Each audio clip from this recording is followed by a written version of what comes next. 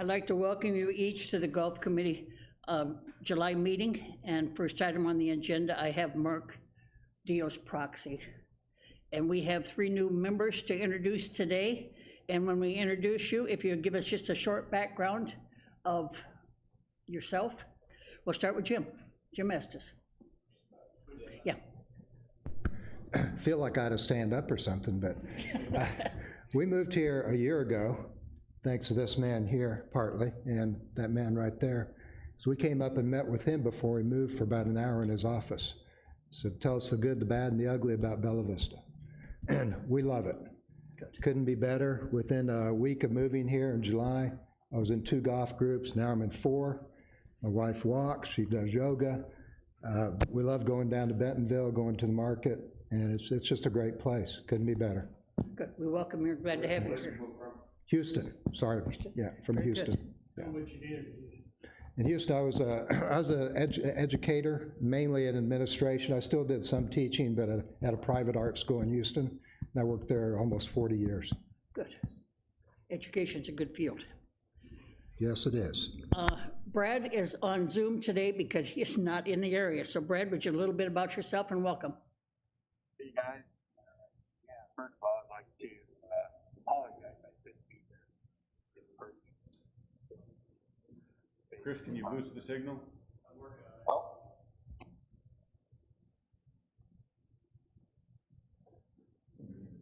We're working on it, Brad. can you still hear me? I'm boosted? You're good. Okay, so anyway, like I said, I apologize I couldn't be there in person, guys, but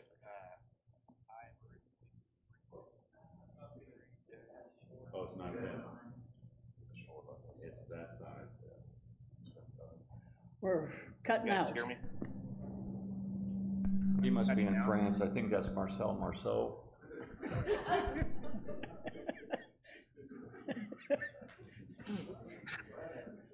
we gonna get you or not? No, we're not gonna get you today. We'll introduce you next month. Sounds good. If you can't hear me, I can hear you guys, so I'll just stay on. You can hear all their comments, huh? Kimla, would you like to go ahead and tell us a little bit about yourself? Yes, I am Kimla Mullen.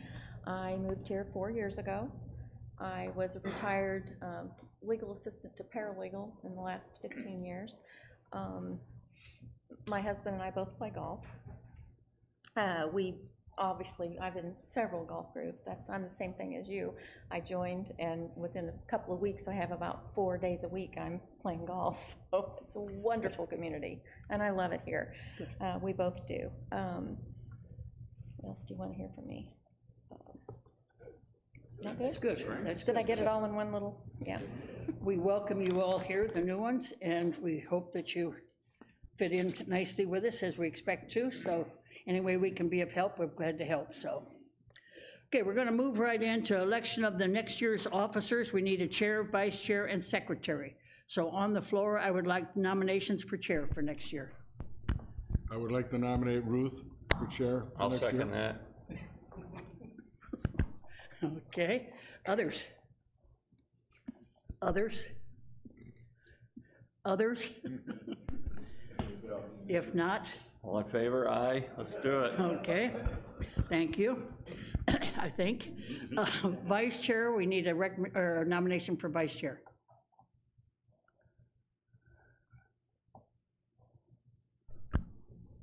I would nominate David Armstrong. Okay, David? Do we have a Anybody second? else? Do we have a second? I was gonna say jump on that, be careful. Any others? If not, we'll close it. All those for David Armstrong, and I have 2 votes.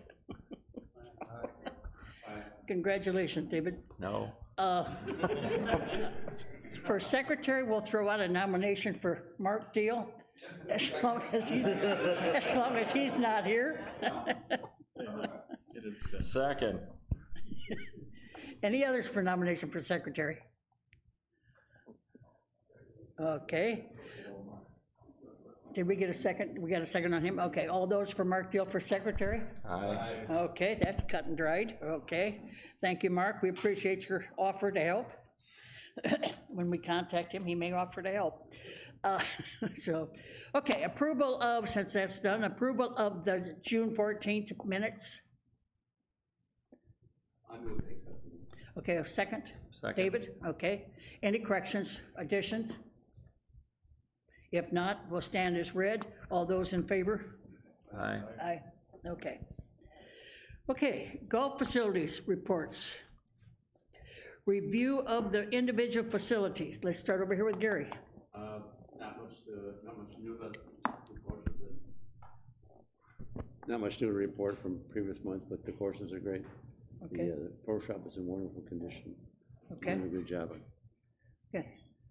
Jerry, The Highlands, as usual, it's in great shape, and it's a busy place. We just got through at the 4th of July tournament, pretty big deal. We had 36 teams there, as Alex was approved that, and the staff it just runs so smooth.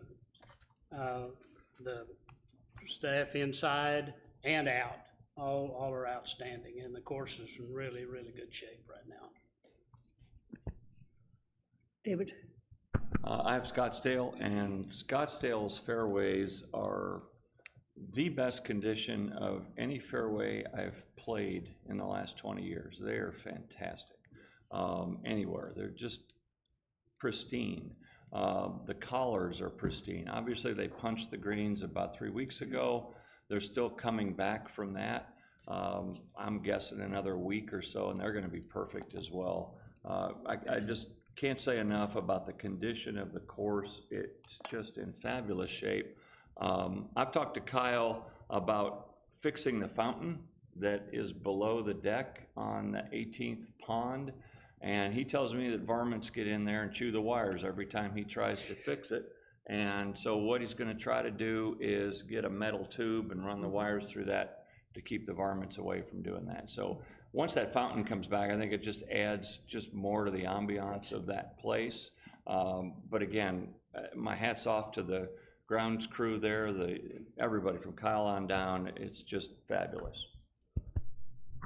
I have a comment about Scottsdale. I played it here before I left town for 3 weeks. I haven't had a chance to bring it to the attention of the Scottsdale.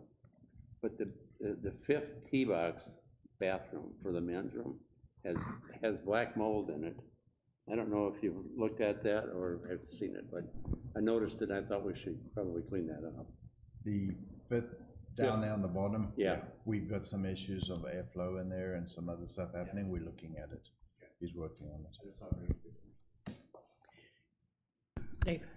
Kingswood and Burksdale was over there again today, and you walk in the clubhouse area there, the pro shop, it's neat, organized, everybody's friendly, great experience there, merchandise is fantastic, all kinds of golf bags and anything you could want, they've got it. Golf carts, easy accessible right out the door, there they are, neat and clean. Overall course is in great shape like all the others, fairways, greens, everything's good, so overall a great golf experience. Good. For the newbies, you will be assigned a course here in just a few minutes, and it's there's an outline, a page outline, it's just a short one from the golfing experience, and as you play, it's a good time to fill it out and make any recommendations. If there's something comes up that needs to be addressed immediately, then you address whoever is managing inside at that particular time. If it's a safety issue or anything of that nature. Other than that, you just bring it in, and if we have issues we need to look at, we'll take care of it. And in most cases, anything problem is solved before we get here, and so it's clean. But we'll get you at a course here in a few minutes. We're gonna do this a little bit different today. It's a different way of assigning. Gary, you're the old timer in the group. You get to check whatever course you wanna go with. Highlands. You want to think about that? Okay, next old timer, Dave, the graph. I guess I'll just keep the Kingswood Burksdale, that works for me. Okay, next up, since Dave is vice chair, he no longer has a course review. If we'd have told you that earlier, you'd have jumped all over it, I wouldn't you? love this vice chair thing, this is awesome. I'll take the miniature golf course. All right, we'll take care of that for you. Jerry, you're next up. You'll take Scottsdale? Okay. Okay, that leaves 3 more for the newbies. I gave papers to 3 of you. Does anybody have number 1? Number 1, do you want Country Club, Dogwood Brittany, or Tanyard Creek? All right. Who has number 2? Brad, you have number 2. Do you want a Dogwood Brittany or Tanyard Creek? Hold up, number 1. Dogwood? Okay, Brad. And guess what, Jim? Would you like Tanyard Creek? Sure. Okay, that's a good one. Love it. Okay, and do you have the, on the computer, do you have the format? I'll have to find it. We'll I get it, do we'll from get last it. year. And we'll get it to, well, get it. newbies will get you the format that we use. And so sometime between now and next meeting, you'll go out, and if you have questions, contact any one of the ones doing it or contact us and we'll help you fill it out for the first time. Sheila was, so, yeah. So, okay. All righty, anything else? Those were all assigned now. And I have those. Dave, you're taking notes for, Mark? Are you? Am I? Well, he told me you were when he said that he wanted me to be proxy. He said he'd contact you. Has he contacted you yet? We'll have him fill it out from the meeting. We'll be fine. We'll be fine. As We'll vice chair, I nominate Dave. Okay. Starting to wield my power. as- Look out. This could get out of hand in a hurry, couldn't it? We thank you. But we'll help with what we need, so, okay. Staff report. Keith, will you bring us back to normal? Okay, the first thing I wanted to announce, I just kind of found out about it today. At Kingswood Course Care Day will be from 7:30 to 10 on August 10th. That's going to be the day they're going to do divots there, like we've done at Dogwood and some of the other places, so they've stepped up with that. So we're excited about that and thank them for doing that. So if anybody wants to volunteer that ever plays Kingswood, we'd love to have you. We put it early before it gets too hot. So August the 10th starts at 7:30 and finishes at 10. Is that running by just volunteers, or is there a group now? No, that is strictly done by Paul and Shane, who've realized that they were gonna do it, and I want to give both, a shout out to both of them and turn around and say, we don't have people that kind of live out there to do it. They said, let's just do it. So they got a day together and they threw it out to both of us, and I'm super proud of them. So just, we will put it out in the golf update, the sign up and the email, and then we'll get it rolling on that side. Okay. And that's one of the biggest helps that we can have. The other one would be if we had a ball mark repair day, which we might do that one day because Daryl and I at some point later this month, we're gonna do a new video, short video, like I had in the past that shows, we're gonna put tees in the green, and we've got a green pick that most people hit long irons into, so they hit in the front and the ball rolls to the back and they never go to the front. So you can see a lot of tees there, and then we're gonna show that, explain how that happens, and then show them how to correctly repair a ball mark and attach to, maybe we're gonna have a QR code like we had before where you can see that video and those kind of things. So that's coming up. We're gonna try to pick a real hot day to do that, so we won't take more than 2 or 3 minutes. We'll be done. Short and sweet, so. Is that gonna be volunteers too? To do the divot repair day? We'll talk about the repair. He's talking about the video that we making. On the video, you talked about doing a divot repair day. No, Oh, this is strictly ball mark repair. I don't wanna get too many things in there, it kinda clouds it. We have a lot going on this week. The sod crew finally arrived and Burkesdale was completed yesterday. Kingswood will be completed tomorrow. Friday, Saturday, we're moving to Bella Vista Country Club. Originally, when I started the day this morning, I thought we'd move to Bella Vista a little early in the afternoon on Thursday instead of waiting to Friday so they get a head start. A little hot this afternoon, it slowed down a little bit. So we're on schedule though. And then Monday, Tuesday, we do Highlands. We didn't need to do anything at Scottsdale, we didn't need to do anything at Dogwood. So that's in the process, and again, I've been around to a number of places, and we were blessed with how little damage we actually had. So we feel very fortunate with that. So the guys did a great job getting the courses ready, so congratulate them for that. The other thing is I have Spriggs ordered to do the new nursery green at Brittany and to repair number 8 at Brittany. I don't have a date exactly because they are gonna bring some Spriggs from Bay City to Alma, the golf course out there at some point. And I'm gonna go over there and pick the 20 bags up that I need, because if I don't, the shipping costs more than the 20 bags of Spriggs. So we're gonna do it that way. So I don't have a date yet, but it'll be within the next 2 or 3 weeks, which is fine. We can accomplish what we need to do. So that's gonna happen. Highlands, number 17, the red tee that we did in-house, that Mac did. Those guys are really good. If they had no other projects like for every other division, they could do our tee boxes, because they did a really good job on it. Greg has mowed it for the first time. We expect it'll be open in 30 days. We didn't, the interesting thing I think I mentioned before, so you look at it, it's not very high. Right now it's 2.5 feet higher than the back tee is, even like it sits. It's a deceiving, that whole thing goes up down the hill, so we had to move it over a little more than we wanted to make it a little lower, but we've got a much nicer playing surface on that red tee. In the budget, which you'll be talking about later, we have 2 or 3 tees on a couple courses we think we can do in-house next year, plus we have 1 course that we're gonna probably ask for more, because there's 4 or 5, we can't do that many. So we've been successful. The ones that Greg did were successful out there as well at Highlands. And let's see, we took a tree down at Burksdale. Everybody gets excited when you see that guy over there. The lady that was living there was a little worried because they're up in this lift cutting down limbs. I thought, well, she's probably not happy, so I walked over there. She said, oh no, my son does that in Dallas, so I know how it works. She said, I'm glad you're taking it down. So we got that done today as well. So we have a lot of little projects going on. The other one is getting gravel out of this pump house well. The intake pipe used to be covered with rock, and the stream moved and took all the rock off the grate, so it allowed a bunch of fines to get in there that got into our wet well, and it was going to be a problem for our pump again, so we shut it down. So we had a diver in there today and 2 other people lifting buckets of material 40 feet up out of that well to clean it, and it's clean and ready to operate now. So we have some ideas on how to minimize that. We actually had a good program already. We had a screen in there. We put an aluminum screen real fine to make the fines fall down, and then go over to the well where the aluminum in a period of 2 years was totally eaten up. So we bought stainless steel, and we're going to redo the screen in stainless steel, so we think it'll be better. We haven't really cleaned that whole thing out.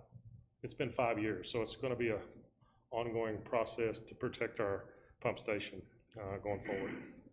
So those are really the only thing that I had to report on. So if I have any questions, I'll be happy to answer them. Questions for Keith?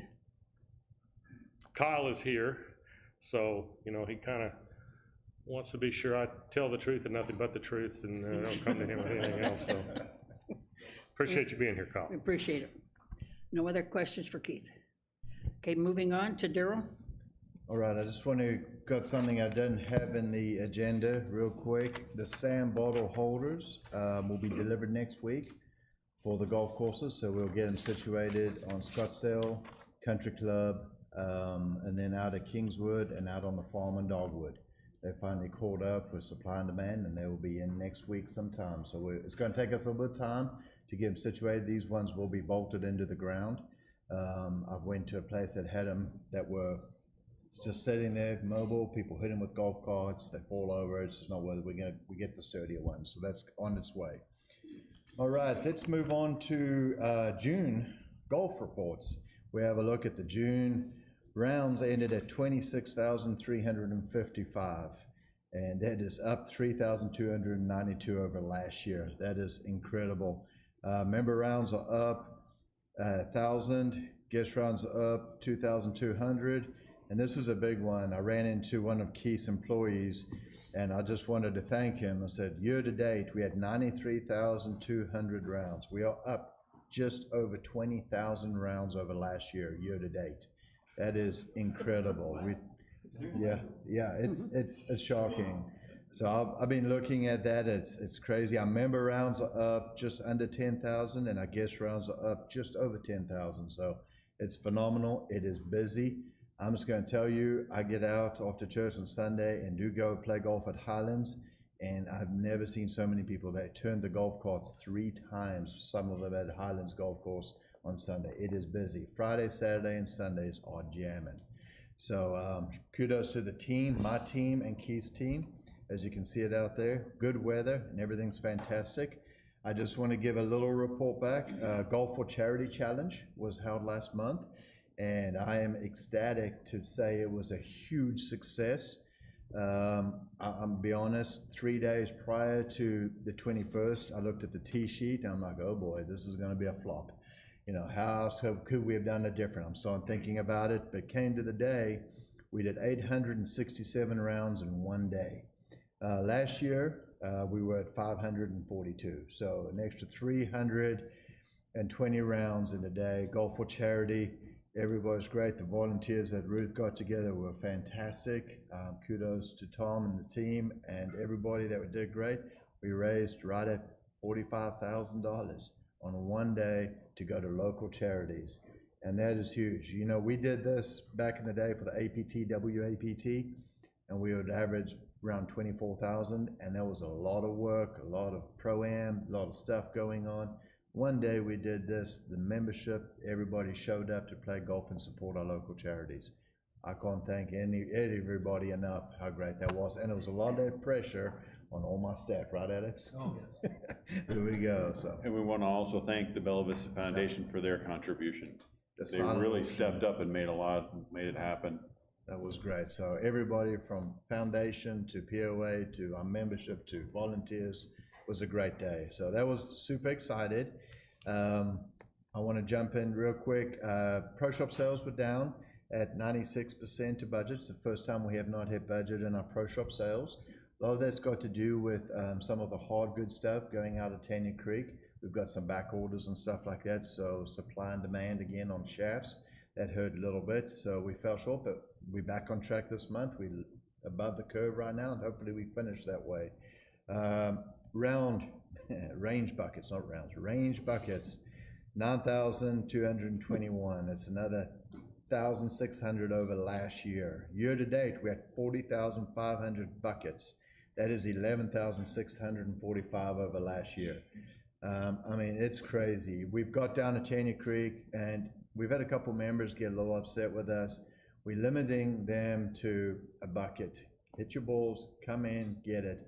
People are waiting to hit balls, and it's not fair if you go out there with 4 buckets and people are waiting while you're hitting golf balls.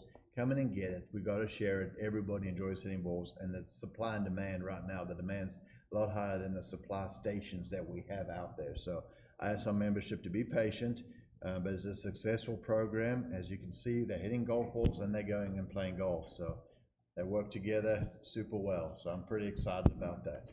Any questions on the rounds right now before I move on to my next topic? Jim? Jim. Do you have anything you attribute the increase in rounds to? Anything that you see, or?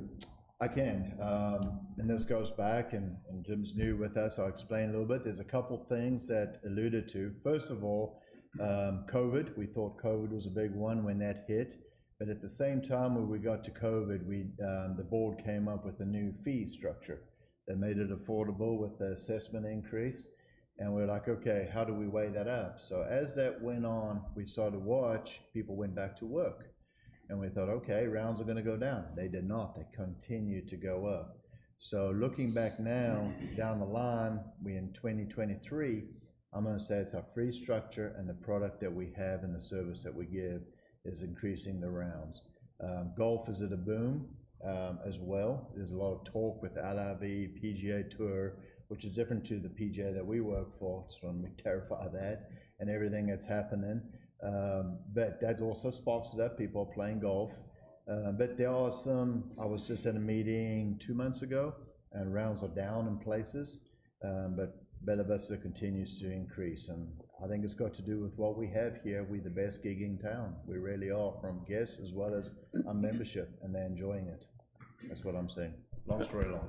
I also think that some of the new people moving into Bella Vista has been pretty rapid, and I think they're all golfers that are moving in, so. There's a lot, even I was talking to Alex this morning. First of all, our junior camp is packed. It's the full, we've got 50 kids. It's never been that full before. We felt it this morning in the heat and the kids.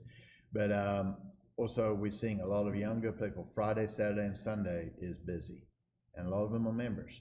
And that's the younger guys that work. And then the guys that are coming in that are retiring, I got 2 on my street that moved here from Texas, and they picked up golf clubs straight away. It's like, I'm in, let's go play golf. I haven't played golf in 20 years because I've been working. I'm playing golf now. So it's pretty fun. So you got both working on helping out golf side. And I think it's got to do a lot with what Keith's team provides, the money and the service that the staff does. I'm proud of them all. All right. Dave, did you have something? Yeah, I was just gonna say, I had a chance over the last few weeks to talk to some people that aren't members, that are from out of town, generally Bentonville, Rogers, et cetera, in Northwest Arkansas. I just asked them, why do you come to Bella Vista to play golf? And they say it's the best value in Northwest Arkansas, by far, because of the price, first of all, and then secondly, the condition of our courses are generally better than anywhere else in Northwest Arkansas for public courses. So we offer a great thing, and then they like the challenge of the courses. Unfortunately, most of them play from the black tees, and they're not really good enough to do that, so several of those hit my house, but other than that, no, it's, you know, I think we should be really proud, and Keith, you and your staff should be really proud of what you've developed here. The conditions of the courses have improved drastically just in the 5 years I've been here. And I think we need to, and we talked about this last time, we need to really examine our fees for non-members, and maybe, because we're lower than anybody else in Northwest Arkansas. I don't think we need to be. I think we should be at or above what some others are charging. Jerry? I had a couple of questions for Daryl, just kind of think about it, that I'm getting questions on dealing with what the policies of having fivesomes on a course and really backing up the play. I know one example was there were 2 fivesomes in a row on a course, and it was pretty busy, and it was really slowing some people down. That, you know, we don't want anybody to get in our way, I know, but is there a set policy on that? There is. It's after 11 o'clock. You can have a fivesome, so you'll have no fivesomes in the morning unless it's in a shotgun with groups, and groups are allowed fivesomes in the shotgun because you're not going anywhere. That's where it is. I monitor pace of play extremely closely with everything, and I'm proud to say, as busy as we are, we average around 4 hours and 8 minutes is what we do. Some courses, like on Sunday at Highlands, was around 4:20, but we had a lot of people out there that were turning. Got a little slow out there, but all I say, if you see something, say something, call the pro shop on those fivesomes. Okay. Fivesomes just need to keep up with the pace of play, and we will hurry them along if we need to. The other question I had that's been brought up to me by a couple of golf groups, for instance, we had hole 4 closed on Scottsdale for a few days, and they gave a discount to the 18 holders that were playing in these ladies groups, but the 9 holders still had to pay the full price. Okay, so what we got, that is strictly our lowest rate is a 9-hole rate. Okay. That's all I've got. We don't have anything in the system to go below a 9-hole rate. We've talked about it, we visited about it a couple years ago, and we can't drop below a 9-hole rate. We can't. One thing we don't do is give a discount. Our green fees don't allow us to attach a percentage discount on it, so we just go on and do a twilight rate. So for those 2 days, we ran the twilight rate, so that 18 holes did get it, and that's where it is. Okay, that gives me some things to tell them. So. Yep. Okay, thank you. I have a question about the blue handicap flags. I was reading this morning when I played Scottsdale, it said they need to stay 10 yards from the greens. That's too close to me. I think that's pretty close. One thing I didn't mention was I worked at 3 different golf courses in Houston when I retired. 2 country clubs and one was a golf club. And these courses are close to what they were as far as condition. But Blue Flags, they had to stay at the cart path at the greens. They were not allowed to drive anywhere around the collars or close, had to stay on the cart path. And par 3s, they could not drive on, and it was cart path only. Most of them didn't play because they didn't let them drive out. And we do cart path, and so that's good. We, when it's cart path only, we do not issue out any flags. It was by this committee, and I'm talking 7, 8 years ago, the Blue Flags was brought into this program, and it has been a huge success because a lot of people rely on those Blue Flags to play. And that's when they came up because of our topography and the flatness, that you could get a little closer, 10 yards, and the other people are 30 yards. If you go to a lot of golf courses that have terrain, most players aren't even allowed to get 50 yards. They're further back. You got to go back to the car pass. So that was agreed upon by the committee, and there's quite a few of you still here that's where we came up with the guidelines. I'd like to relook at it. We'll have a look and see. Some of our par 3s are car path only. If there's a slope on it, like hole 16 at Highlands, and the rest that are flat, we do allow them. It's got a little sticker on the bottom that says handicap accessible, and they can ride out there. And that's kind of where we are, but that was agreed upon, and we'll relook at it. That's a good winter project to revisit. I'll just say something on that just because I can. I'd be happy if they stayed 10 yards. So that's my next comment that's coming. Just kind of let it I was actually going to say that. I think a lot of them, I haven't got out my measuring tape, but I think a lot of them are closer than 10 yards. Before we get to his next item, we shouldn't have to remind people, but the heat today, the next few days, and next week is going to be even hotter. Use common sense and trust your instinct. If you're sick, if you don't feel good, get off the course. If you're playing in a foursome, check on each other. Even though golf is important, it's not worth losing somebody over.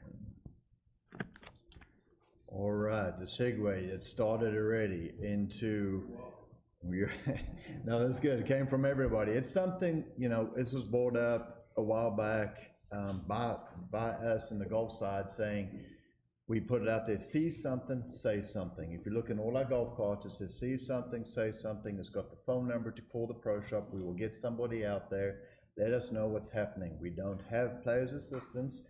We're not going to bring them back. This is what we have. So it's up to our membership to see something, say something. And then I'm going to give a little shout out. Since that started and we started rolling with it, see something, say something, we do have people calling in and letting us know, hey, we got somebody that's carts off path on this, it's carts on path today. We go out there, we get onto them, and then they carry on. Well, my 2 board members sitting over there, Mr. Jason and Jeff, said, Daryl, what do you do when that happens? What is the deal? And I said, all I do is we get the email and write them an email from me saying, please abide by the rules. That's it. And they said, and what happens? I said, I don't even know if they've read that email. I don't. That's all we do. So it goes back to the day of play managers. There's no teeth behind any warning. And they brought it up, and I think it's a good idea. And I want to visit with everybody. We have a little discussion. But as we get busier, as we grow, and we've got these facilities that we are looking after, let's not pick on the Blue Flags, let's pick on carts on path. There's a reason that carts on path that day, because we just had an inch of rain. And then we get out there, they've got orange stickers in the golf carts saying carts on path. There's a sign when you check in, carts on path. We don't hand out Blue Flags, so it's carts on path. You got today's play, which on the signs, we got a little QR code. You take a picture of it, it tells you what today's play is. So we have changed in the last 5 months, 6 months, to make it accessible for everybody to know what's happening that day on the golf course. Now that we've got that far, I want to propose it to this JSC committee to support us, and when we have offenders that they have teeth behind it, we can suspend them for 2 weeks. So let me dig into a little deeper. Suspensions it happens, and it's normally on a severe stand, and it's done by the board. which is about a 30-day suspension. If they go accessible, we have some stuff that gets suspended. On the blue flags, I've taken blue flags away from some members that I've written an email to, and then I catch them the very next day, and I'll say, that's it. And I'll take it away for the month. They don't like me, and that's where it is, but it's not suspended. They still get out there, and whether I'm not looking or not, they might still do what they're gonna do. Suspension is a little bit of teeth in it and saying, that's enough, that's where it is. Now, as I run through this, and I've spoken to the pros, and they agree, we've also got to be extremely careful not to get too much in the weeds. We also need to explain to some people. I've given this example one time. I was with my family on the Sunday playing at Highlands, and I had these young kids in front of me, and they were driving, and they were getting close. They went past the signs, and they were going. And I said, this isn't right. Braxton, my son, says, oh, here we go. So I said, let's go. We went up to these 4 kids, and they were all golfers, nice gentlemen. There was nothing shenanigans going on. I said, hey, gentlemen, where are you guys from? Oh, from down the road. I'm not going to say the golf club's name. I said, oh, well, welcome. You're playing yesterday. Yeah, they've got a tournament going on in my golf course, so we can't get to play. And I said, okay. So I'd like if you would abide by our rules. And he goes, what are we doing wrong? I mean, these 4 kids literally looked at me and goes, what are we doing wrong? I said, you're too close to the green. And they kind of looked and goes, oh, we don't have a rule. What is the rule on that? We don't have anything. I said, what's the signs that are out there? It's 30 yards. Oh, okay, sorry, sir. I apologize and everything. And they carried on, and we kind of hung back, let them go, and they're right. They were all good. What I'm getting to is just like when we catch walkers on Scottsdale when golfers are out. We go up to them, oh, we didn't know that. Now, whether they're telling me a lie or not, that's fine. I mean, it is what it is.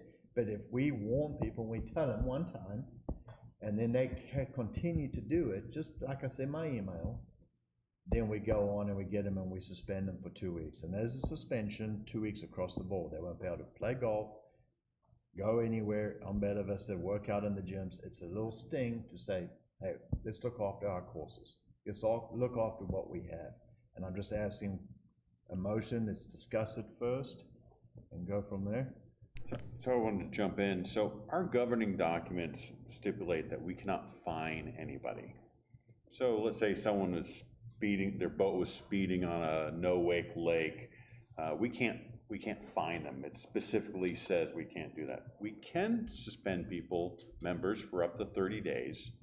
And traditionally what we've done is when the incident is egregious, we'll suspend someone for 30 days. But recently, as a result of the thoughts that came up from 2 of our board members, we recently, and I don't want to get specific because it's confidential, we recently suspended a member for 2 weeks from using some of our facilities because the infraction was bad, but not so bad. What we're trying to do is get people's attention. We don't want to deprive any member of their ability to use our amenities.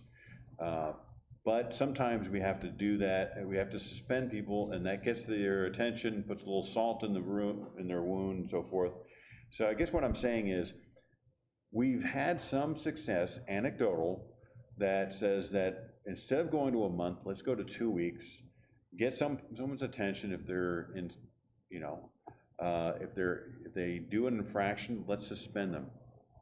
The other comment I would make is, I've been at places with golf committees that have said, well, let's do this gradated system. We catch them the first time and it's this, and second time it's this, and that's way too much work for our already overtaxed staff.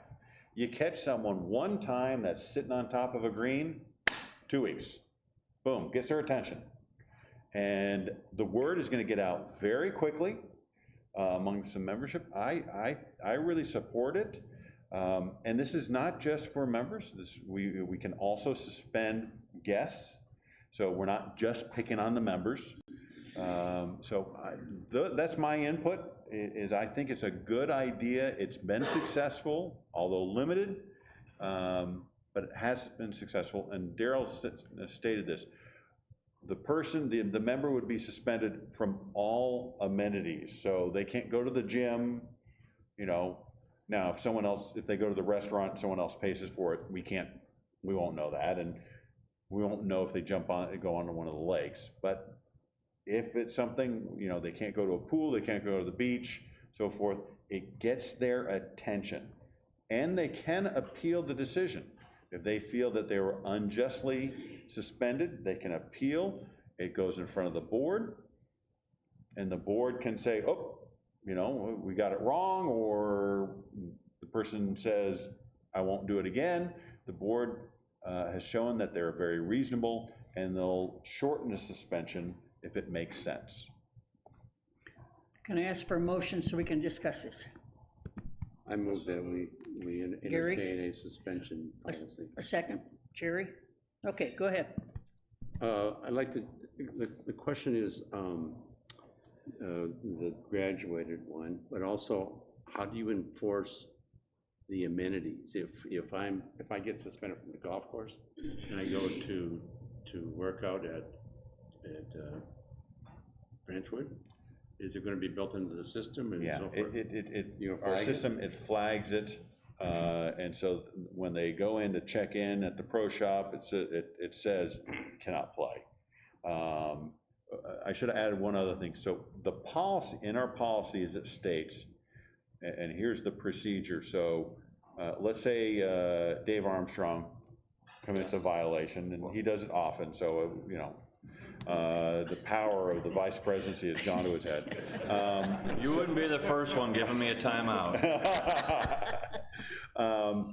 Daryl would come to me.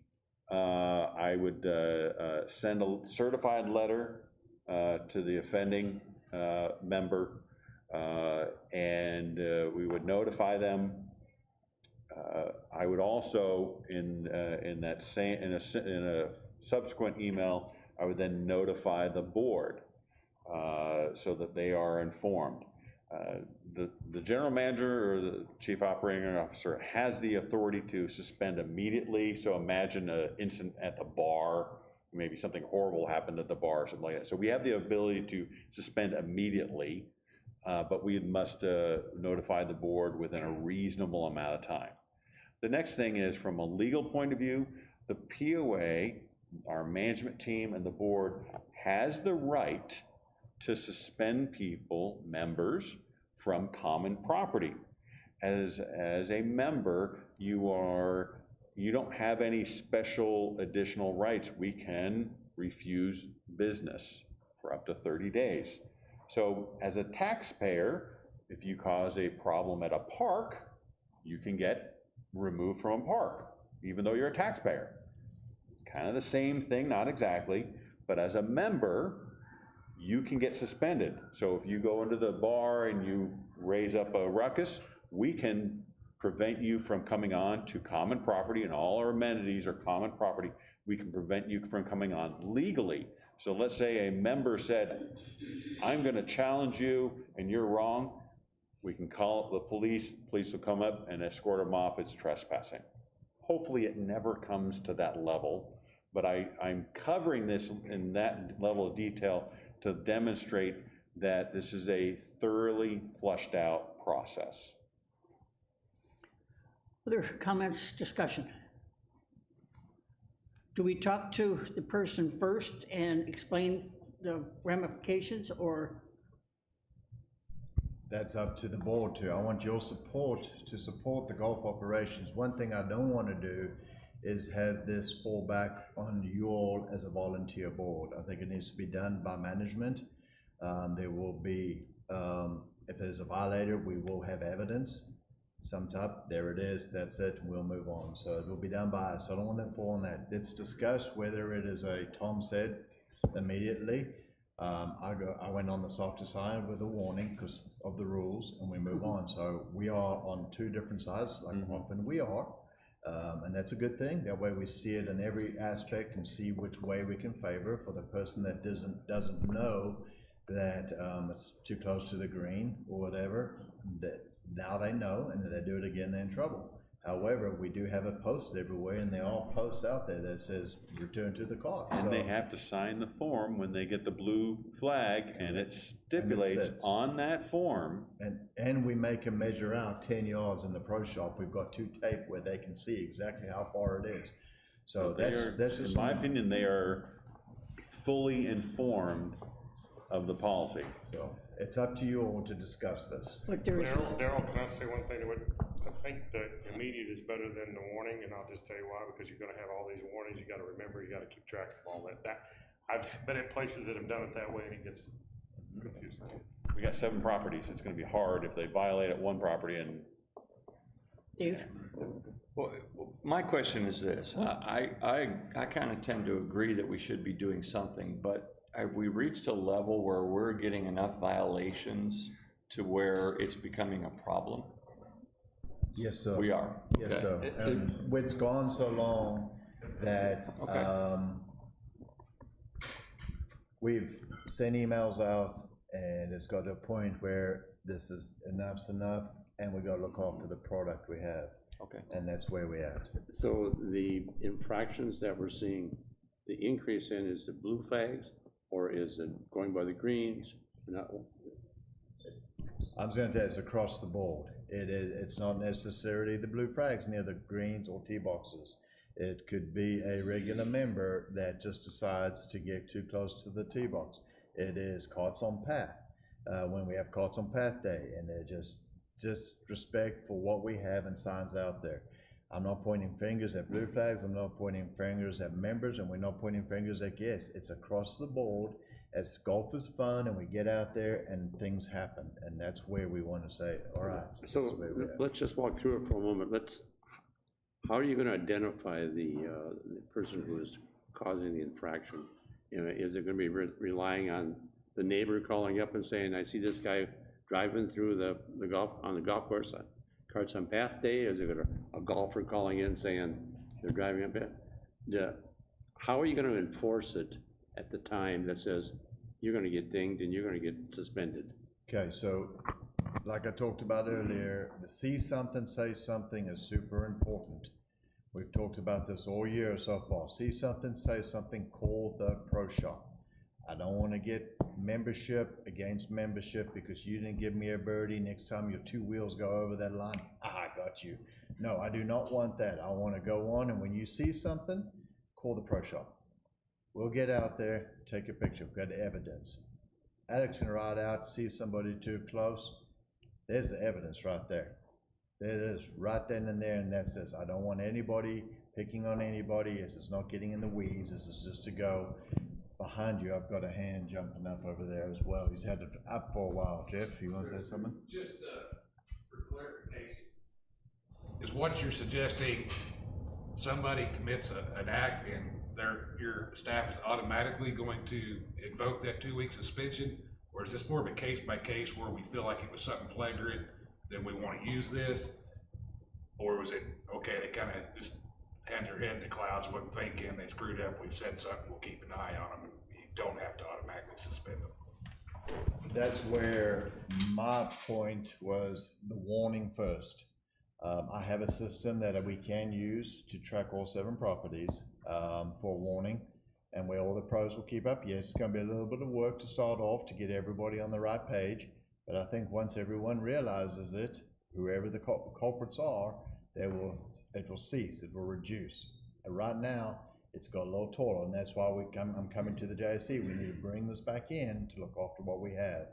So it's up to you all what we want to vote on, and that's what we're going to discuss right there. But I do not want membership to go on and confront that person that's out there. I think that's getting in the weeds. Our staff can do it. They can be a witness that Mrs. So-and-so was too close to the greens, or the cart was off path and tearing it up. That's where it is. Cart comes in all muddy and dirty on a cart path day.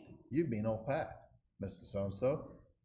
You'll be getting a suspension right there. It's cut and dry. You go off cart paths, your cart, you should not have a dirty cart. And we have carts coming in with mud strung up and everything as carts on path, and we go, why? It's carts on path. I'm out, and they run, and that's it. They're gone. that's where we want to end. That's where we got to stop it. So just for clarifications again, your staff would go out and, in your proposal, to issue a verbal warning saying, hey, this is the rule, here's what's gonna happen if you, we're gonna give you a pass this time, but if you get named again, you're gonna be suspended. And then you're able to manage that database of infraction on your own. And that would, to me, that's more of a fair way to roll out a program, to give them a chance to get used to it. If it comes to a point where it's not being honored, then I suspect we could just start immediately, and just say, you get one infraction. I would second that. That's not a bad idea. I think going from nothing to boom, you're in jail is tough. So my proposal would kind of echo yours, Gary, in that let's give them a warning. And I know it's gonna be impossible to track and all that, but I think that, look, if I'm guilty of something and somebody comes out and said, hey, Dave, I'm gonna have to give you a ding, but don't do that again, and I've been warned, okay? Now, next time I do it, it's 2-week suspension. I'm good with that. I think it's a softer way to start. Now, if that doesn't work, then I think we go in the harsher way. Why don't we, let me throw out another idea. Why don't we give a certain level of discretion to Daryl? And here's what I mean, is clearly someone that's parked too close to the green should get a warning. But a person on it's rained 1 inch and they're driving down the center of the fairway and they're kicking up turf all over the place, causing problems. Yep. In my opinion, that's immediate. That's a higher level infraction, and I think we trust our team. I could live with that. Let's put we give them guidance. In most cases, give them a warning. Unless it's really bad, then no warning at all. I like that. And I can live with that as well. The only thing I'd add to it would be, when you give the warning, it's not verbal. You hand them a piece. You don't email them or send them a letter. You hand them a note right there and say, you are now on our list. If we get caught again, this is what's going to happen. Okay. So you don't have to do a follow-up. We don't have to do that, and it might be better from an administration standpoint. Okay. But I think we give Daryl and his staff, not just Daryl, but. Not Alex, though. Well, everybody but Alex. I was going to jump on that. So, you guys have all said, and I've said this multiple times, the staff we have now is the best I have seen. Yeah. Better best. I've worked here 13 years. Trust every single one of them. We all professional. We don't carry any emotions. I'm going to go back to, you get pulled over for speeding, and the first thing you're going to say to a couple, that other guy was speeding, it just went by. There's no fingers pointed. You were caught. That's where it is. My pro's going to turn around and hand a note. I like that idea. And we're going to watch it, give them a warning, and we move on. So okay. The staff's the deal. It's just not me, Tom. Thank you. Just be my guy. Do you need us to fence that in and make that an actual proposal? Yeah. Okay, so let me just, I hope I get the wording right, but let me propose that from now on, when an offense is seen, that golfer or that person is given a warning. Daryl has the authority and his staff has the authority to make it just a warning or to make it an immediate 2-week suspension. They have the discretion to do that. Second. Brad, comments? No, okay. Okay, anything else? Jim? In regards to this whole thing, my experience has been when the members realize that once they report something, they see something happen, they will police the course. They will actually take ownership of the course. And it's a good thing. I mean, that's where we simulate. Members where I worked, they'd call and boom, I was out the door. This group's holding 3 groups up, okay? Talk to them. You need to pick up your pace or let these people go through. And it worked out good. Agreed. Jason had a good question before we get to it. The question was, is 2 weeks? 2 weeks too long during our side. Okay, so this has come up. Before we brought this to you, I had the pros and we all discussed this very openly and went on for a little bit. So 1 week, let's just talk, and this is not to do with the membership or groups. 1 week, you miss your group play on one day, oh, he was out sick. 2 weeks, what's going on? 2 weeks is a good sting that goes. You can be out sick. That's kind of where we are. Some people, weather might rain now. I lucked out on that week. Rain's canceled plays, so I don't get anything. I'm good to go. That's why we came up with 2 weeks on that day instead of just 1 week is what it is. Because a lot of people can skip a week. It's hard to tomorrow. We got people dropping and stuff like that. But week 2, it gets them a little bit. That's what the staff came up with, and it's open to you all to discuss. Well, I personally don't think 2 weeks off golf on the first offense is not necessarily bad, but 2 weeks out of all amenities, I mean, Dave will never be able to do anything. He'll be out all the time. What am I gonna? But you can't go to a restaurant or anything like that, so And we can't parse it out in Can't the parse it out. system 2 where weeks it it's an all or nothing Okay, suspension. got it, okay. Camilla? I mirror what Jim said. I, too, when I retired, I spent 2 years working at our country club. And at that time, you were a one-man show. You checked them in, you got the cards out, you gassed them up, you did everything, sold merchandise, you even sold memberships.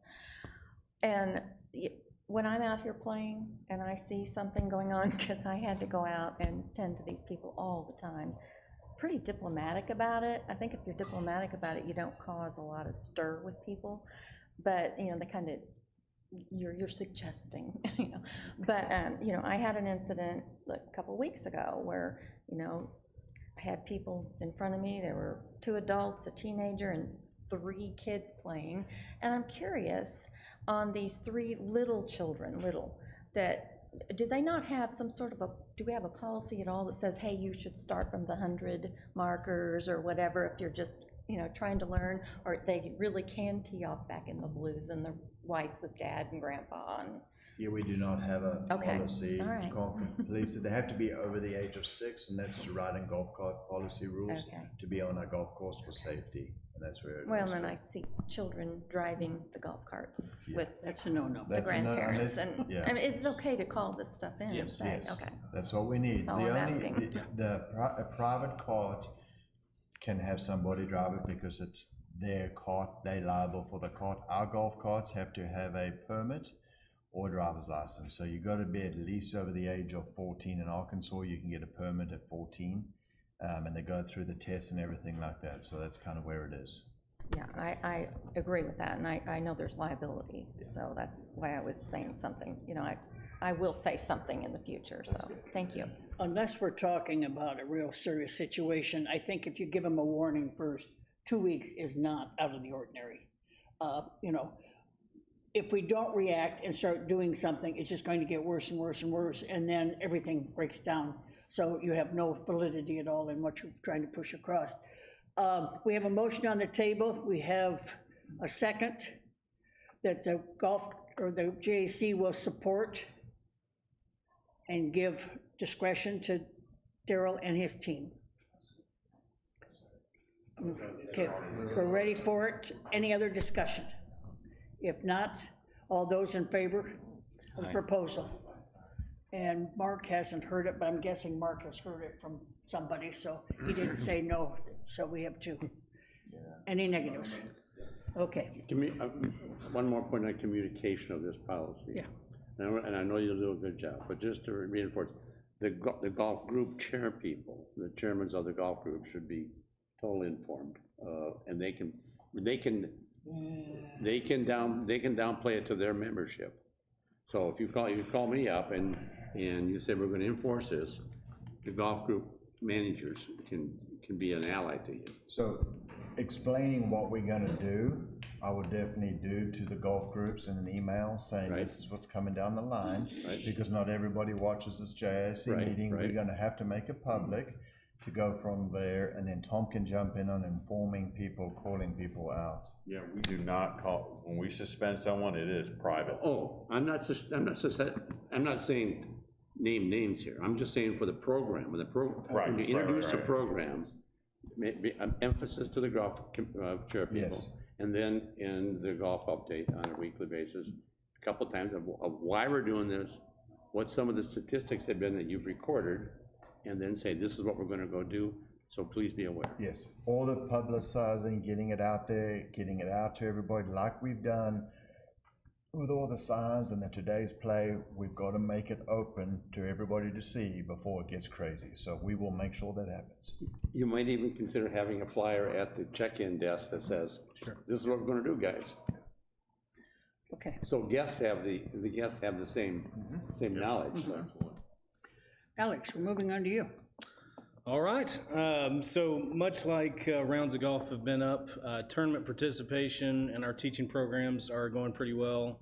Over the past month, we've had the Alzheimer's over at Dogwood totally full. We had Friends of Highlands with 36 teams on the 4th of July. So everything in the past month has gone great. The All in the Family tournament filled up with at least 2 weeks out. So we are looking good on everything. Other than that, coming up, Parent Child is on Saturday, August the 5th, and the Men's Club Championship has just been released for sign-ups. We've already got 20 people signed up for that in the first week, and that's in the middle of August, I think on 19th and the 20th. The teaching programs we got going on, like Daryl said, we have our second junior camp going on this week. 50 kids were out this morning. It was only 96 degrees out, so, but yeah, just going through a little bit of water and Gatorade, but I think everybody had a good time today, and it went off without a hitch. We're hoping to do the same for the next 3 days and get that thing going well, and hope everybody has a good time with it. We've got Operation 36 programs for the ladies, for the juniors, and for men that are wrapping up from its July session, and we'll have some new offerings beginning in August. You'll see that up in the golf update. Hopefully some this Friday, and then a week from this Friday for new signups. So how was participation in that program? For all of them are pretty good. The juniors, we've had about 10 kids each time. I think Hannah, with her ladies program, she had to keep adding a couple. I think she does 3 different programs right now with 10 ladies in each. And as far as the men's go, I think it was a success the first time around, and Ryan is kicking that up for a second offering. How was the 2-day member guest type event you had? The 4-ball, I think Daryl covered that on the last meeting. We had 24-ish teams. How many? 24 in that neighborhood. I can't exactly remember, but it was a good start. I was happy with it. I was hoping to get up to 40 teams or so. We didn't quite get there, but I think everybody that played in that event took away from it that it's worth playing in, can talk it up next year, and I think it's going to be a success on the calendar for years to come. I played in it, it was fantastic. Yeah, I thought it went really well. To me, this is the beginning of a more elaborate member guest type of event. Yeah, we just got it started, and I think it's going to snowball into something real. So real happy with the first year of it. We might want to start advertising that in the future earlier than just a few. Yeah, we've made the decision to go about 6 weeks out, just so we can keep all the accounting, everything kind of tidy.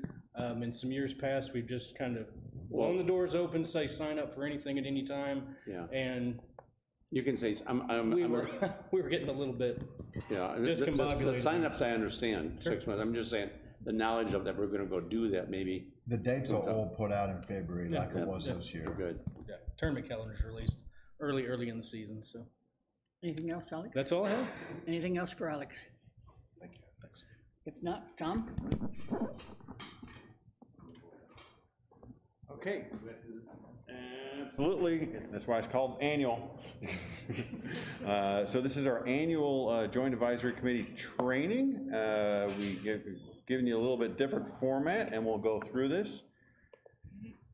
So purpose of the JACs is to provide advice and recommendations to the board of directors. You'll notice that in going through this presentation, I'm actually citing all the different policies that support this.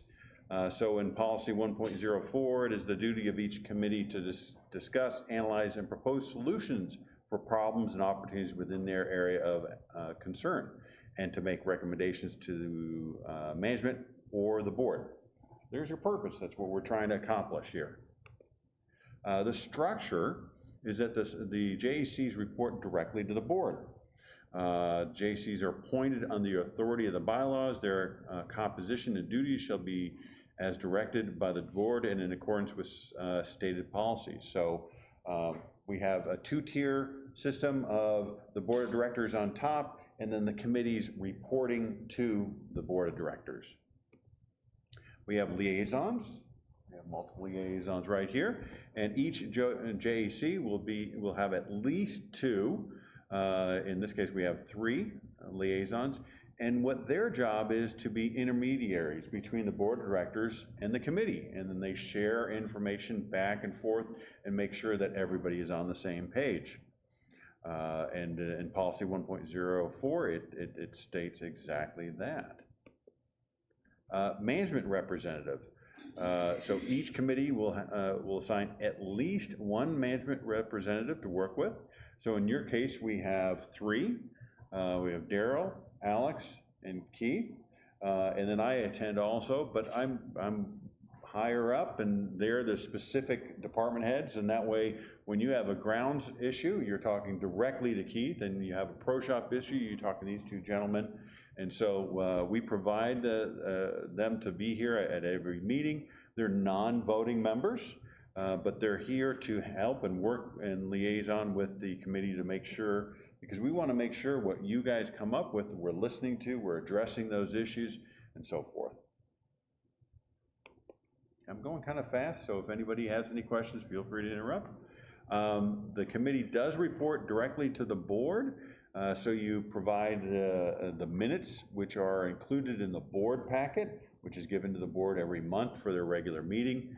And then on a monthly basis, I don't know if you're aware of this, but Ruth comes to the board meeting and gives a review, a short review of what the committee covered. Or David.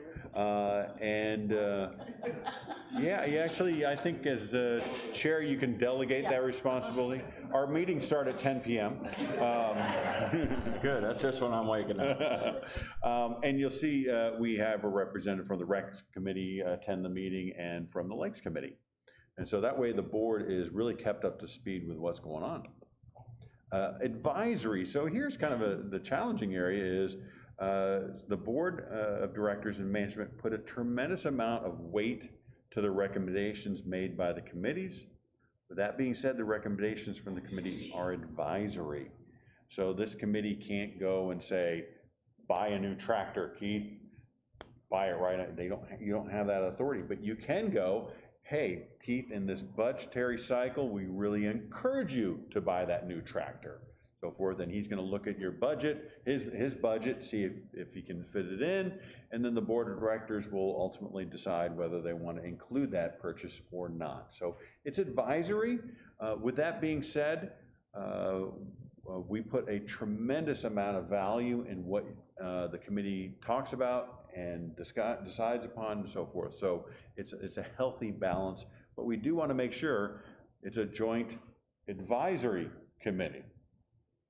So, recording of the meeting. So for some of our newer members, we have a camera there, we have a camera here, and we have a little booth back there. Chris, raise your hand.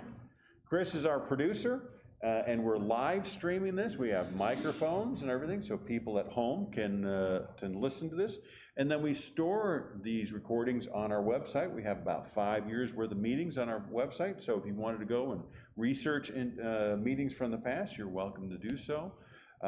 If someone is attending on Zoom, you can see them up there, and if you look at the camera right below there, that's the camera that he's looking at us, and he's not paying attention. I'm waving right at him, and he doesn't even see me. But there we go. But that's what he's looking at. Or, I'm sorry, they might have had that on the screen. So, and then just make sure you have your green button pushed anytime you speak, or else they will not hear you from home.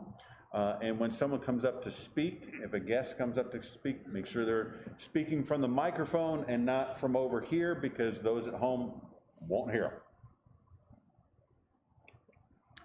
Open meetings. So in accordance with policy 1.01, JAC meetings shall be open to the members. So we call that the bullpen. They can come, they can attend, but subcommittee meetings developing recommendations for the full committee may be closed to the membership. So sometimes, the Lakes Committee meeting that occurred earlier today, they decided that they wanted to create a subcommittee to research a specific subject. So that committee of 3 or 4 people will go off and they'll research it over the next month. That is not open to the membership, but when they report back, it's at a JAC meeting, and that is open to the membership. Okay. Community input, an important part of your job as being on the committee is making sure you interact with fellow golfers, clubs, neighbors, so forth. You're the representative. Get their information, get their feedback, bring it to the committee and say, hey, you know, I was talking to my neighbor and they were saying we should do this, this, this, and what do you think about that? So be a representative for the community. We have a community of 32,000 people, and unfortunately, this is pretty typical, well, where Kyle is the only person sitting in the bullpen. So that's really unfortunate. Now, a couple hundred people will view the recording live stream, but still, make sure you're out there talking to people. Open forum. So at the end of the meeting, they have the opportunity to come up to the microphone. They have 3 minutes. This is Jessica. Jessica is our corporate secretary, and she's got a timer. And she's going to start that timer to make sure that everybody gets 3 minutes. So if someone comes up and they're really happy and nice and everything, and we give them 5 minutes, and then we have someone that comes up and they're a little bit of a curmudgeon and we cut them off at 3 minutes, well, that's not fair. So everybody gets 3 minutes, and only 3 minutes. And if you put all your thoughts together in advance, 3 minutes is more than enough time to get your point across. The other point I want to make is they make their comments. We don't respond until all comments from all members are done. This is not a debate back and forth, back and forth, back and forth. Because I've seen situations where a member makes a comment, and then maybe Dave, because he's, you know, always jumping in, trying to assert his authority, he starts answering, and then the buzzer goes off at 3 minutes, and they're like, well, I only spoke for like a minute or two, and Dave took up all the time, you know. So let them speak. We always want to let them share their entire view, and once they sit down, usually it'll be Daryl or myself will respond to their concerns and talk it through, and we can always talk to them after the meeting if they really want to go into much more detail. But let them speak. Give them their 3 minutes, and there's the policy that talks about that. Meeting handouts, any handouts, so this is a little bit dated now because our handouts are now this, but any handouts that are given are open to the membership. So there's no private papers that we shuffle back and forth and so forth. For the board meetings, what we do now is we have a QR code at the top of the agenda. We just print the agenda, and that way when a member comes to a board of directors meeting, they scan that QR code and they can see 100 pages of board packet. We do that now because you never know how many people are going to show up, and we're either throwing away a couple hundred pages worth of paper that went to waste, or we have a lot more people to attend, and then they're going, well, why don't you have additional packets for me? So we just provide enough copies of agendas, and they can QR code and get the whole presentation. Area of concern. It is important that this committee talk about your area of concern, which is golf, and your experience as a golfer. So that's the key thing, your experience as a golfer. So when Ruth assigned the golf courses to you, she emphasized, what is your view from a golf experience point of view? You went out and played, did you have a good golf experience? What we don't want to have happen is two different things. We don't want you talking about the lakes here. You know, we don't want to talk about the gym facilities. That's not your area of concern. But even within golf itself, you have to be careful. We don't want to, you know, tell Daryl how to do his job. Hey, we need to get another employee. We need to fire an employee, or, you know. And where it gets a little bit dicey is when we start trying to dictate how much we should charge. I liked what Dave said earlier, hey, we need to consider raising. That's advisory. But if we went to Daryl and said, you need to charge $60 to a non-member. Nope, that's not your area of concern. Boop, you've stepped out of bounds, okay? So that area of concern, it's a little bit dicey when it comes to it, but remember, you're looking at things from the member golfing experience, okay, not the administration. Uniquely compiled information. The association shall not be required to uniquely compile information for a member unless agreed upon by the COO or the board. So we provide, in your packet, we provide a tremendous amount of information regarding rounds. We post that to our website and so forth. That's all information that's very useful. Every once in a while, we'll get a request where they want to know really detailed information, and we've had situations where I've talked to my accounting department and they've said, look, it's going to take us a half day worth of labor to generate that report. That's uniquely compiled, and we're going to really have to look at the value of that information. So in many cases, we're going to go, no, the information, in most cases, people have not gone onto our website and looked at the standard reports that we provide, which are lengthy. We have hundreds of pages of reports that we provide every month. So when someone comes in and I want this really small specific information, we're probably going to say no. And that's policy 1.01.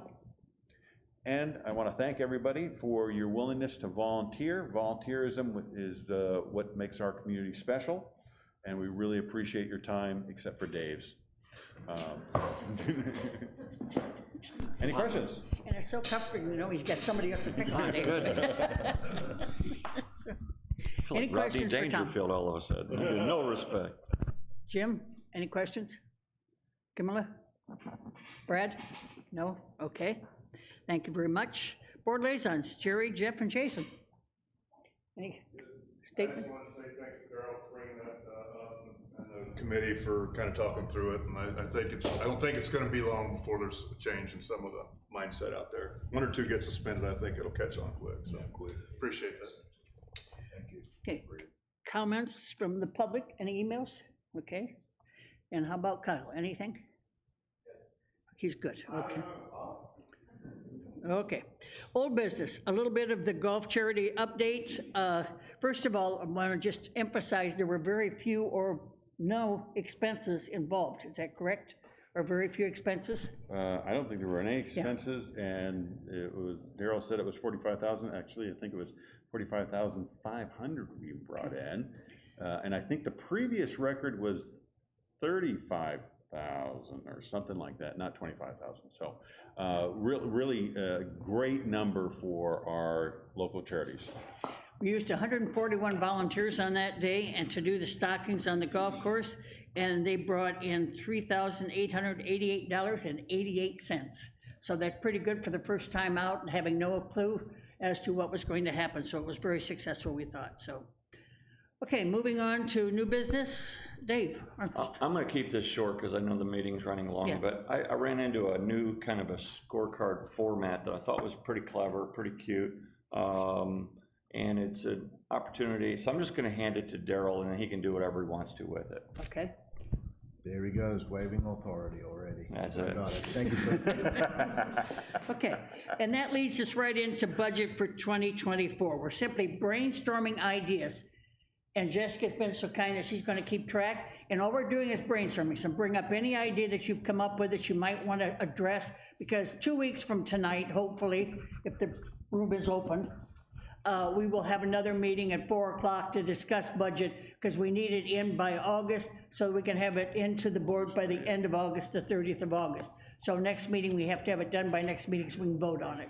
So I would like to at least entertain the thought or the idea that we consider bluegrass, overseeding with bluegrass, one course per year for the next however many years that takes. I would propose that, again, not trying to dictate policy, but I think I've seen it in other courses. Bluegrass is something I understand, and Keith, you could say that I'm wrong, But I understand it's a one-time process, and it continues to come back year after year. You don't have to reseed every year. It dies out when the Bermuda comes in. Our fairways would stay green throughout the winter, make them more playable. And I just like to look into what the expense would be. Could we add that to our budget? And again, starting with Country Club probably, and then Kingswood, the courses that are visible from our highway, that would look good for our community in the wintertime. I just like to at least entertain the thought of looking into that. Okay, we're simply looking into it, but at the same time, Keith, can you help us get some just general information before that meeting? Okay, other ideas that you've come across? Yeah, I'd like to remind us, everybody, that we talked about doing a club every year, well, not every year maybe, but a club where we redo the fairways and create new fairways. We take the club, the Highlands, or we take the Country Club out of play to seed new fairways. New fairways. I'd also like to say that I'd like to look at taking a look at the tees and resurfacing some of the tees that are in bad shape and ones that aren't level. Okay. To re-level the tees. We're simply brainstorming, not making comments one way or the other. And I want to make sure that you can, on your suggestions, they don't have to be just capital. It could be, hey, we need a new merchandise display for Highlands because that one's getting dinged up and old. So it could be a smaller item, so forth.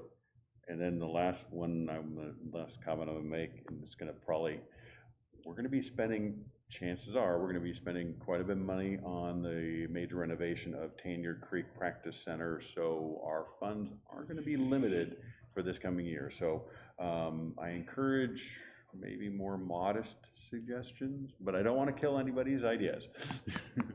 Okay, other brainstorm. Well, I'd like to bring this up, and it may not be this next year or any time, but down the line is to enlarge the pro shop at Scottsdale. It's very limited space in there. And, you know, in the wintertime, no one can go in there and sit down and eat a sandwich, because there's 3 chairs or 4 chairs there. Okay.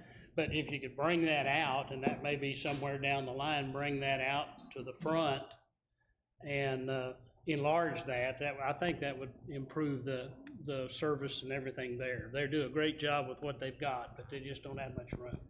Okay, other ideas? I'd like to suggest that we look at putting a driving range at Kingswood, either a full driving range or an iron-only range for warm-up purposes. Okay. Other brainstorms? Other brainstorms? I'm gonna throw out a couple. Let's look at guest fee increase to see if it's something that we want to support or suggest for the future. Tournament software, we have a need for some updating tournament software. Alex will attest that we've got more tournaments going, and a little bit other software coming in would make that job a whole lot easier and the whole situation. Dogwood and Brittany need some asphalt repairs out there we need to look at. 15,000 or 75,000 is what it's gonna probably cost in that area. Is that fairly close, Keith? In that area. And another one might be, how do we encourage more tournament play by members? Even though we have a lot, we probably have a few spots we can fill up. Are there other ideas we want to throw out? No, a lot of those look like big expense items, but we have to kind of weigh them and talk about them. Okay, other brainstorming. Are you good with what we brainstormed? Okay, so we can get that to us? And don't forget, when you give us the recommendations, please prioritize them. Yes, in order. And also, do we need to put budget dollars to them? Nope. No dollars. No budget dollars, just prioritize, tell us what's most important and what's least important. Okay. Okay, anything else before we go on from here? Okay, will you mark your calendar for 2 weeks from tonight at 4 o'clock, the 26th, unless you hear otherwise. We will meet right here in the boardroom to discuss budget. Go ahead. I will be, What's that? No, no staff. I will be out of town. Would I need to make sure I could get logged in or something? Can you Zoom from where you're gonna be? Possible. Can we get a Zoom meeting that day? Yes. Yes, we'll get a Zoom meeting that day. Okay, Or you can just call in. or you can just call in. Just call in. Yeah, we can talk to you that way. Okay, that would be the 26th of July, and at 4 o'clock here in the boardroom unless you hear otherwise. And it's really important as many can make it, does, because we'll do some discussing and put them in order and go from there. Yeah, Jim? Can we see last year's budget, so I've got some kind of idea of where It's online. it's on, I figured, but Yeah, it's online, and you can also go to probably August, or maybe July and August committee meetings, and it will tell you what we discussed, et cetera. okay. Okay, all those are online. Okay, anything else? If not, we will meet the 10th of August at 4 o'clock in the boardroom for the August meeting for the JACs. And yes? Is it August 9th?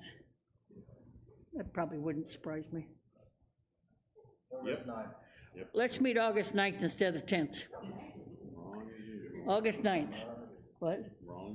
Wrong as usual. I have to make sure somebody's watching, making sure they're following up, so. Okay. Okay, anything else? If not, we stand adjourned.